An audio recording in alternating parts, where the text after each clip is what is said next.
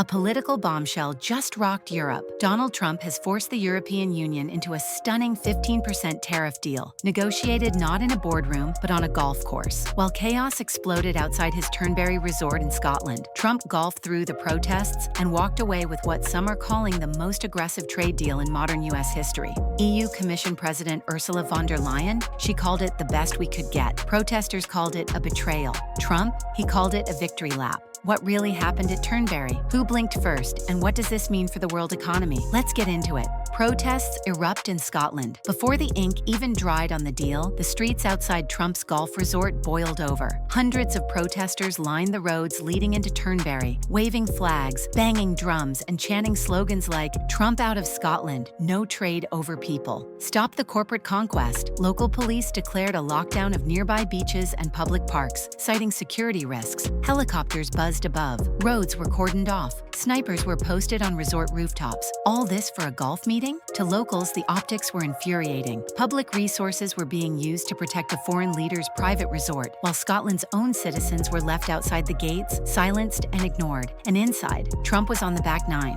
While the EU delegation wrestled over trade numbers, Trump played through the rage, a move that only added fuel to the protest fire. It wasn't just about tariffs, it was about the power dynamic. It was about Trump once again bending the narrative to his will. To many in the UK, it felt like history repeating itself, a modern version of aristocracy playing politics on the backs of everyday people. Scottish activists accused the government of bowing to a man who had openly insulted their country in the past. Environmental groups pointed out that the resort itself has faced scrutiny for its ecological impact. The protests weren't just spontaneous, they were rooted in years of growing resentment, and Turnberry became the flashpoint.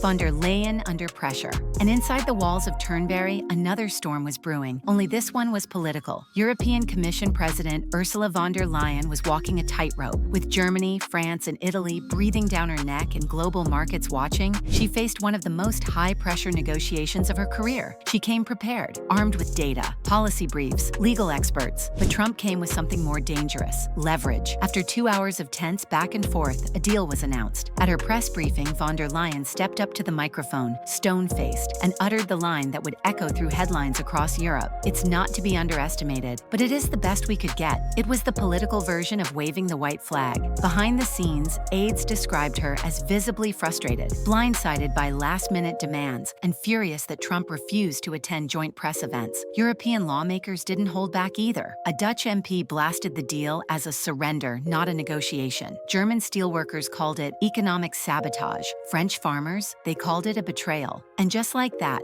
von der Leyen found herself defending a deal she never wanted with a partner who never played by the rules. Critics across Europe quickly pounced on von der Leyen's handling of the situation, with some even calling for inquiries into whether she exceeded her mandate during the talks. Opposition leaders in Brussels accused her of capitulating to American pressure in exchange for political breathing room. "It's not a deal, it's a damage control exercise," said one Spanish MEP. The narrative began to shift from policy disagreement to political accountability, and von der Leyen was squarely in the crosshairs.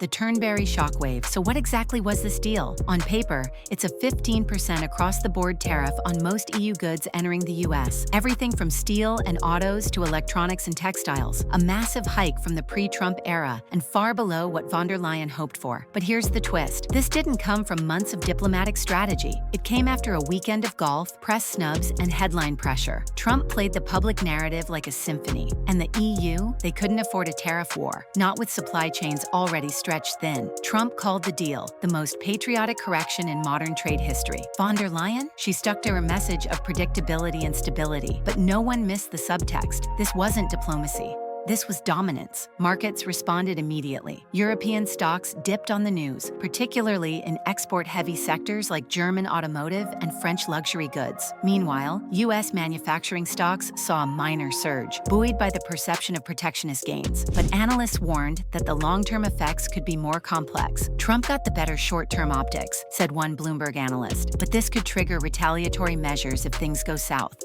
Trump's 50-50 gamble. And now, let's rewind for just a moment because this deal didn't come out of nowhere. Just days before the Turnberry meeting, Trump told reporters the odds of a deal were 50-50. Analysts laughed. Critics scoffed. But Trump? He was laying a psychological trap. By projecting uncertainty, he lowered expectations and then exceeded them by delivering something no one thought possible. Not only did he get a deal, he got Europe to move closer to his original 30% demand than they ever intended. And while Europe scrambled, Trump stayed cool. No press briefings, no photo ops, just a few thumbs up from the golf cart. This wasn't bluffing. It was tactical positioning. And once again, he played the media like a fiddle. Insiders from the U.S. delegation revealed that Trump's strategy wasn't just improvised, it was rehearsed. He deliberately avoided formal sit-downs, knowing that informal optics gave him the upper hand. Every canceled photo op, every avoided press conference was part of a broader maneuver. Keep the EU uncomfortable, off balance, and reactive. In that space, Trump seized momentum and capitalized on it.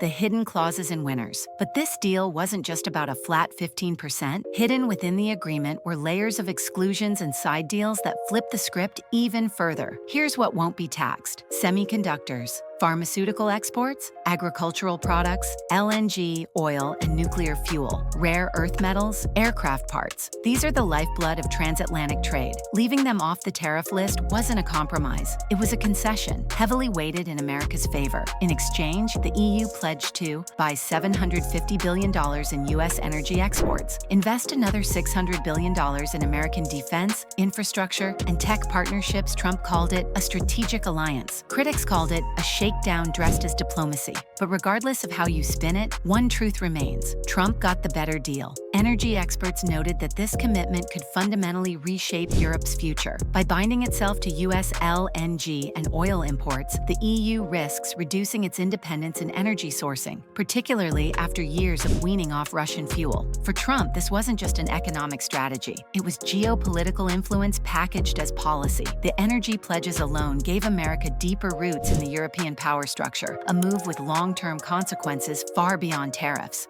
The clock to August 1, and now comes the twist. The Turnberry deal? It's still just a framework. It hasn't been passed, it hasn't been ratified, and there's a hard deadline looming, August 1st. If either side walks away, if Congress or the European Parliament rejects the terms, the full 30% tariff threat reactivates. And Trump? He's not giving ground. In a fiery tweet from Air Force One, he wrote, "No delays, no excuses. America doesn't beg, we lead." So now the pressure shifts to lawmakers, to industries, to voters. If this deal holds, Trump secures his biggest economic win yet. If it collapses, the trade war begins and Europe may not be ready. Capitals on both sides of the Atlantic are buzzing. In Washington, some Democrats argue the deal undermines traditional alliances and may violate WTO rules. In Brussels, Green Party members and populists alike are calling for public hearings before ratification. Behind the scenes, industry lobbies are pulling strings, some urging passage for predictability, others warning of job losses. The countdown to August 1st isn't just procedural, it's a geopolitical clock ticking toward either consensus or confrontation. So what do you think? Did Trump just steamroll the EU into submission? Was von der Leyen pushed into an impossible corner? Or is this whole framework just smoke and mirrors before another global trade meltdown? Let us know in the comments below. Hit that like, subscribe, and notification bell to stay on top of this story, because with Trump, the next headline is always just a tweet away. And trust us,